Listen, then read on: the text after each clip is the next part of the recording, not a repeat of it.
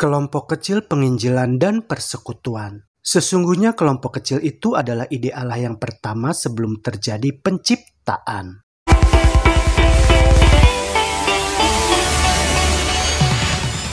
Alkitab memberikan banyak contoh kelompok kecil yang berdoa, bersekutu, saling memberi semangat dan bekerja bersama untuk Kristus. Kelompok kecil itu dapat bermanfaat memberikan umat Allah kesempatan untuk berbagi tanggung jawab dan selebihnya memanfaatkan berbagai karunia mereka. Sehingga Tuhan dapat menggunakan talenta kita masing-masing dengan lebih penuh lagi. Contoh kelompok kecil di kitab Perjanjian Lama adalah ketika ayah mertua Musa yaitu Yitro memberikan nasihat yang kemudian dapat membuat perbedaan besar bagi Musa. Isi nasihat tersebut adalah supaya Musa membentuk setiap individu di perkemahan Israel itu menjadi bagian dari kelompok yang terdiri dari 10 orang. Dan tiap-tiap kelompok kecil tersebut dipimpin oleh seorang pemimpin yang saleh. Kelompok-kelompok kecil ini adalah sebagai tempat untuk pemecahan masalah, tetapi mereka juga dapat berfungsi jauh lebih banyak lagi.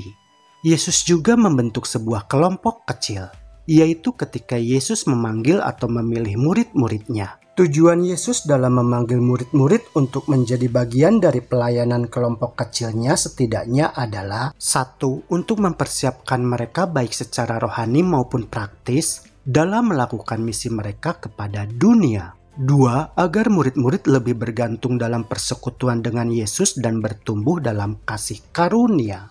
3. Supaya mereka dapat mengamati apa yang dilakukan oleh Yesus, sehingga mereka bisa belajar lebih efektif dalam melayani. Rasul Paulus menggunakan tubuh manusia sebagai ilustrasi yang sangat baik, yaitu tentang bekerja bersama secara harmonis dalam kelompok-kelompok kecil. Dalam studi anatomi dan fisiologi di zaman modern ini terungkap bahwa organ-organ tubuh manusia itu diatur ke dalam sistem yang saling terkait, seperti pencernaan, kardiovaskular, pernapasan, dan kerangka hanyalah beberapa dari sistem organ tubuh yang kompleks. Karunia rohani masing-masing anggota jemaat yang digambarkan sebagai bagian dari tubuh yang berbeda adalah dapat berfungsi dengan baik bila mana diatur dalam sistem atau kelompok.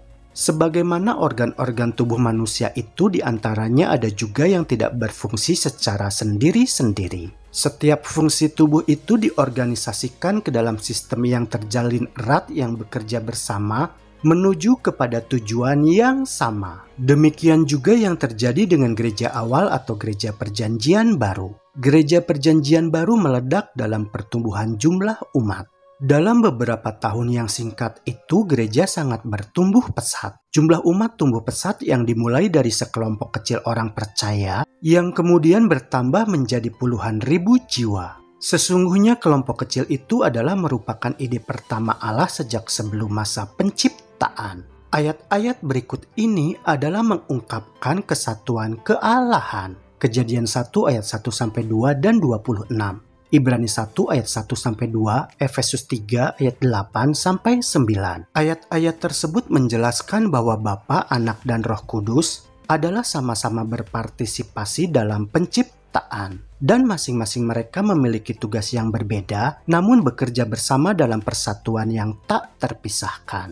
Bapa adalah sebagai perancang utama atau arsitek besar. Bapa melaksanakan rencananya melalui Yesus yang sebagai agen aktif dalam penciptaan bersama dengan kuasa Roh Kudus. Tindakan supernatural Allah yang begitu kuat tersebut jauh di luar pemahaman kita sebagai manusia yang diciptakan. Karena Allah sendirilah yang telah menciptakan manusia dan alam semesta ini. Kelompok kecil adalah ide pertama Allah, dan sesungguhnya Bapa, Anak, dan Roh Kudus membentuk tanda kutip kelompok kecil pertama dalam sejarah keselamatan. Mereka berpartisipasi bersama dalam penciptaan umat manusia dan kemudian dalam penebusannya setelah kejatuhan manusia ke dalam dosa.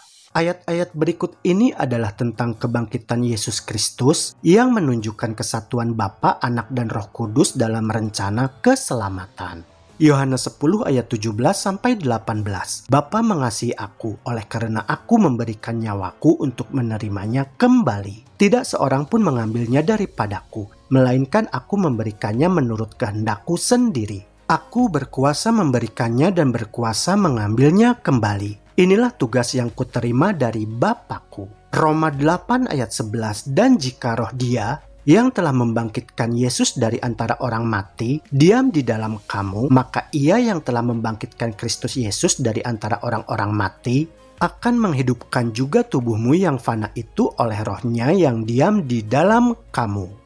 Ayat-ayat tersebut menyeratkan bahwa Bapa, Anak, dan Roh Kudus dipersatukan dalam tanda kutip kelompok kecil, yaitu dengan tujuan yang jelas untuk menebus umat manusia. Bahwa tidak ada yang lebih penting bagi Allah daripada keinginannya untuk menyelamatkan sebanyak mungkin umat manusia. 1 Timotius 2 ayat 4, Ia menghendaki supaya semua orang diselamatkan dan memperoleh pengetahuan akan kebenaran.